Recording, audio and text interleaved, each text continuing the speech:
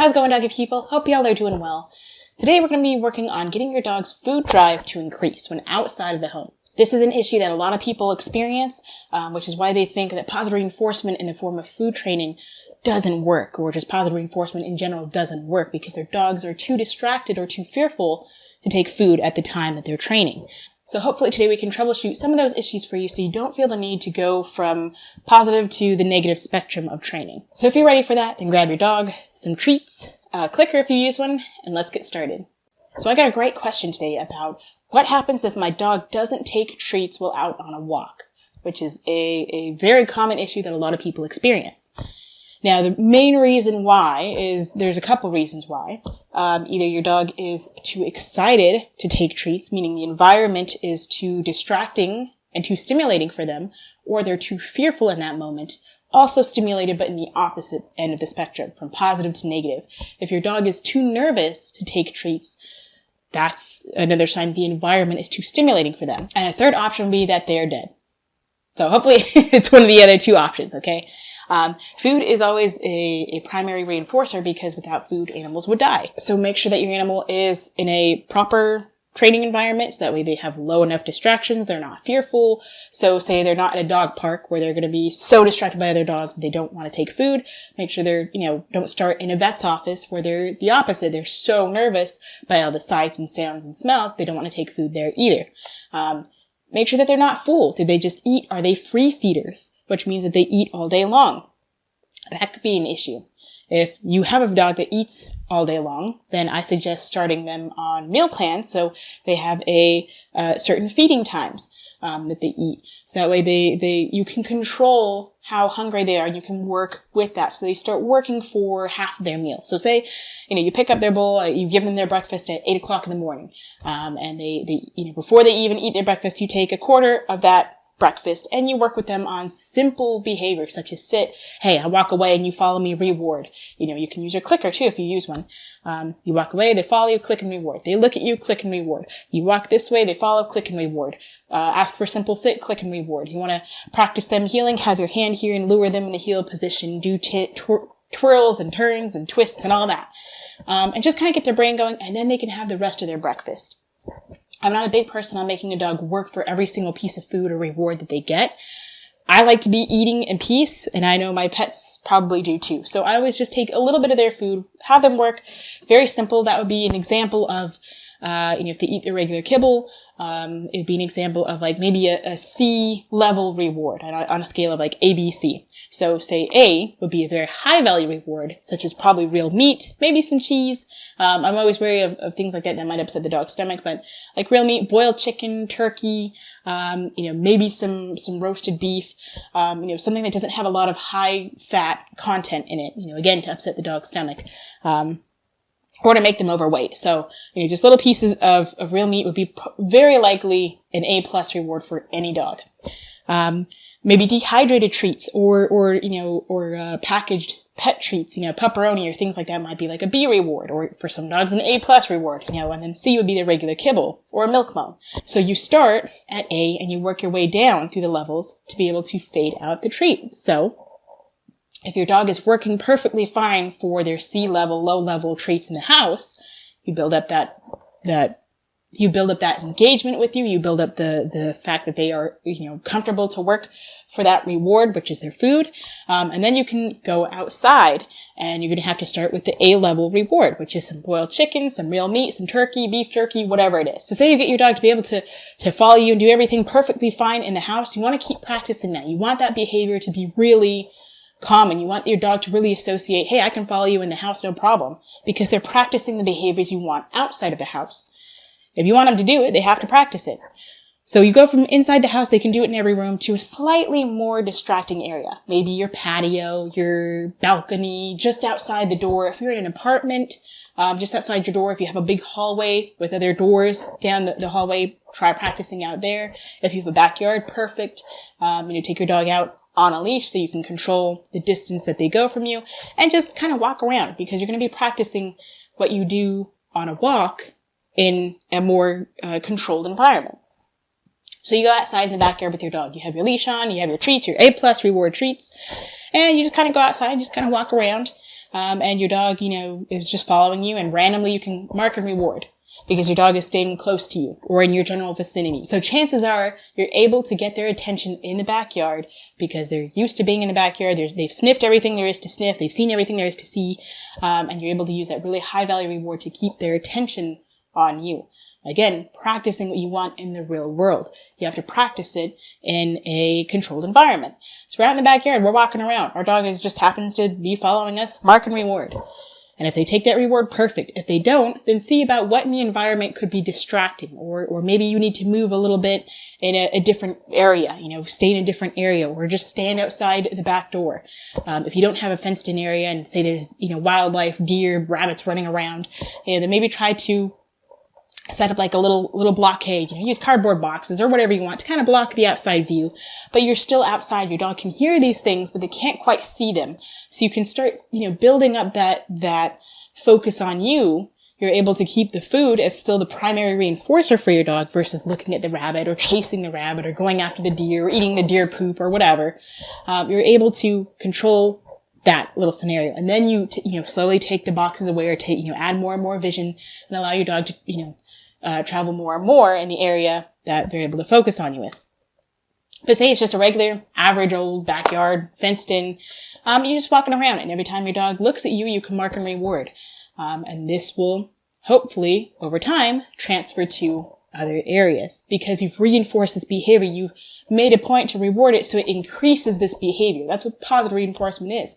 We reward the dog to increase behavior. That's what reinforcement is. Reinforcement is to increase behavior. Punishment is to decrease behavior. And that's why I'm kind of not the biggest fan of punishment or negative reinforcement, because I don't want my dog to do it because they're afraid to. I want them to do it because they want to. And that's what's so helpful about building up your dog's food drive and really being, happy to work for their paycheck. So you're walking around your backyard, your dog is able to look at you and focus on you with your chicken. Then start working with your dog going down to your B level reward. We're working our way down the chain so we can fade out the treat and they can go to real life rewards. So say you go to your B level reward, say your B level reward is in this case, a milk bone. Your dog is able to work happily for those milk bones. Terrific. And then you can work your way down to regular kibble. So then instead of using your kibble inside the house, you take part of their breakfast and you go outside for 2 minutes, 5 minutes, 30 seconds, whatever. You walk around, they follow you, they're happy to take that kibble and they're happy to continue following you and looking at you and they're reinforced enough by that behavior, by their kibble.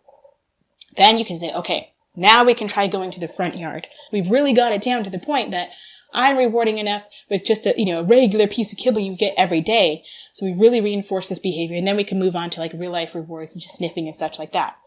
So then you go from there to the front yard.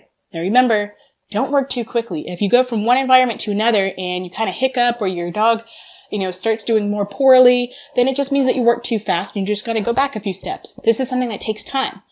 So you go to the front yard and you go back to your A+ reward because we go there expecting our dog to be distracted. We haven't worked in this environment yet. Now you can just go from home, inside the home to the backyard to the front yard only using your A+ treats and then just fade that out completely, which is totally fine. I just like to go the slower route of moving to, the B reward or maybe the C reward because it really means that my dog is really focused on me, even with the instead of getting a $20 bill, he gets, $5 bill and he's still fine with that. And then we can fade out for, real life sniffing. So totally your choice. But you go from backyard to front yard, again on leash, just walking around, the vicinity of the front yard. And if they're able to look at you, mark and reward.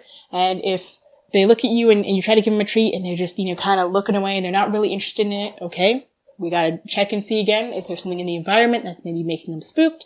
Or are they really staring at a bird and you can't get their attention and you put your hand in front of their face and they look like Ed from the Lion King when he's just like, just the lights are on but nobody's home, kind of look. Then we're way too distracted, so we gotta go back. Maybe we'll just stand inside the house with the front door open. And if your dog gets too distracted, we could just close the door a little bit, again, taking away that vision, but they could still hear things, you can still get their attention, and you work your way out there. Once your dog is able to reliably take treats and really focus on you more than anything in the environment in the front yard, then you can start going to the sidewalk or wherever your little walking path is and just go, maybe 10, 20 feet down the street. Okay, just go down the sidewalk just a little bit, because the further you get from home, the more distractions there are going to be, the harder it's going to be to control those distractions. So say you go 3 houses down and your dog gets really distracted, then you would just walk your way back home or walk your way back to wherever they were last able to reliably and calmly look at you and follow whatever cues you ask of them and able to take that treat. The trouble is that if you work too quickly and you just go on a walk and you go 5 blocks down, or 5 houses down, and your dog gets distracted, then, it takes that much longer for you to get home and versus just taking your time little by little. So in new environments, you expect your dog to be really distracted. A lot of times, I like to give my dog 5 or so minutes in any new environment just to sniff. Get the newness out of the environment. Say we're at the park, and Adonis is in the back, and he says, "Hey, I know where we are. We're at the park." And he gets excited.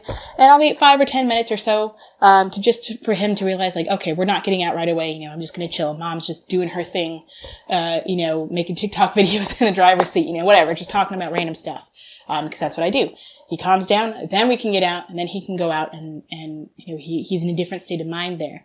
So you may have to do that. Or a lot of times if I go out and I let him sniff and get 5 minutes worth of sniffing, and then we can stand there and just kind of take it in, then he's more likely to want to work with me, and take treats versus when he first got there, because the environment is so new and so exciting.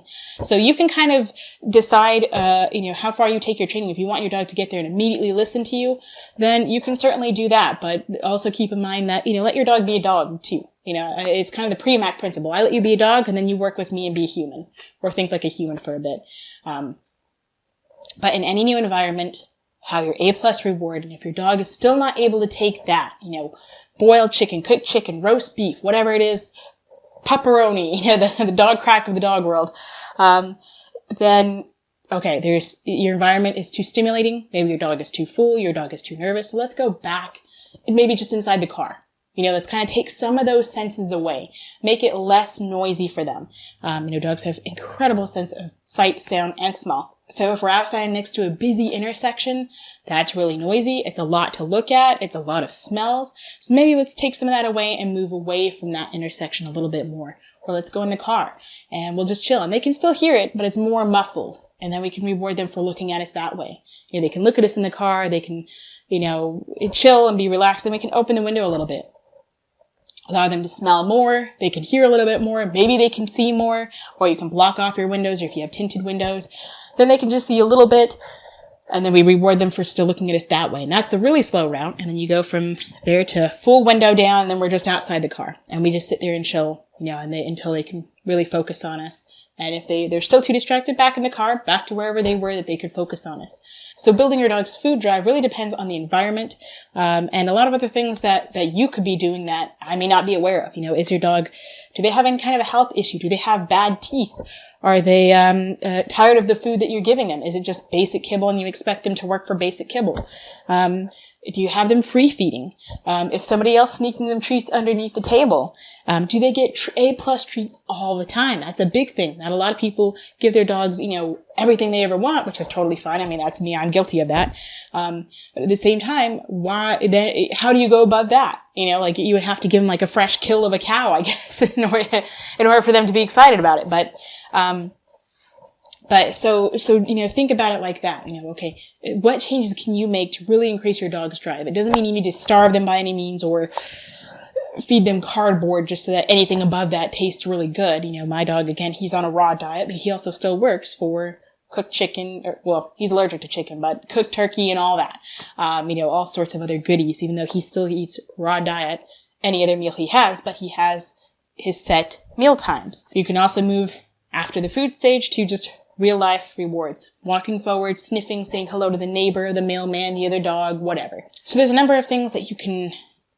So hopefully out of all this rambling and talking, that kind of helps answer the question a little bit for the person who asked this question and anybody else who has questions. To build the food drive kind of takes time, and you just have to see, okay, let's make a list of things that we do currently and see if we can kind of navigate and troubleshoot some of those things to make the food drive higher. Maybe it's just that your dog is just free fed all day and they're just too full to take treats. Or maybe they have a bad tooth and it kind of hurts to eat certain treats. Or, a lot of people will say, my dog's not food motivated. He barely touches his food. Well, is it a health concern? Is it that he's tired of his food? Is it that it hurts to eat, or it hurts to digest, or it just doesn't, whether you have intestinal issues or not, regardless of what his waist looks like, his or hers, make sure that you do a little health check and make sure your dog is comfortable. Don't just push those aside. Say, no, my dog's fine. No, he's fine. Okay, fine. Whatever. But, make sure that they like their food, and I would not drive an hour out for $20, to go train somebody. I mean, I've done it before, but it's not worth it. I'm not going to do it again. It's not reinforcing enough. So think about your dogs. What is it worth to you to do anything, really? Same for our dogs. They deserve to be rewarded with something that they choose, which is rewarding. With any animal, food is going to be rewarding, but it depends on the environment, how rewarding that food is, what type of reinforcer level that food is, meaning if it's like ABC level, if it's just regular kibble or a rock, it's not going to be rewarding, or a piece of wood that dogs like to chew on isn't going to be probably as rewarding as like a real bone.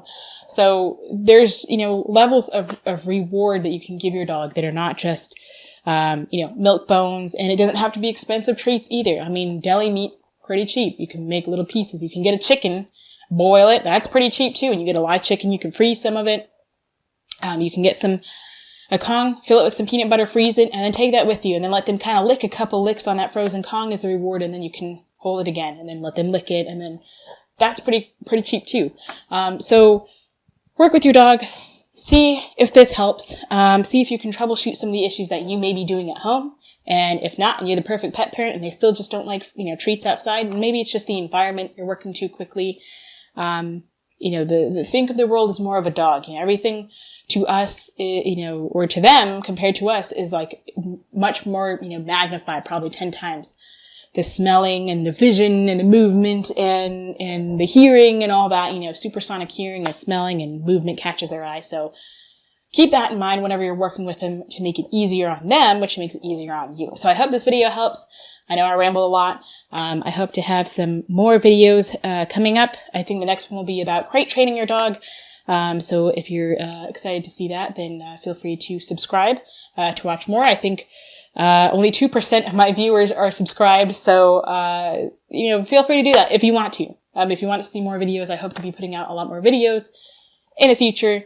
So thanks for watching. I appreciate it. I hope this helps, and until next time, stay positive.